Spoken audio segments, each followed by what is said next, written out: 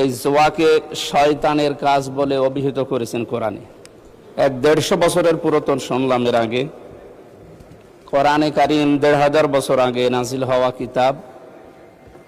এই আয়াতের ভেতরে সূরা মায়েদার 90 নম্বর আয়াতে মাইসির শব্দ দিয়ে আল্লাহ রাব্বুল আলামিন এই জুয়াকে শয়তানের কাজ বলে অভিহিত করেছেন কোরআনে।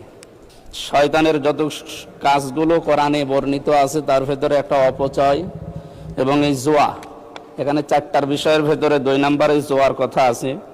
সুতরাং আমরা শয়তানের এই কাজগুলোর দ্বারা তার উদ্দেশ্য হচ্ছে ব্যক্তি, পরিবার এবং সমাজ, রাষ্ট্রের মানুষের ভেতরে অস্থিতিশীল অবস্থা এবং অন্যায় প্রবণতা, বিশেষ করে এখানে 2টা শব্দ দেওয়া আছে, শত্রুতা এবং হিংসা বিদ্বেষ ছড়িয়ে দেওয়া।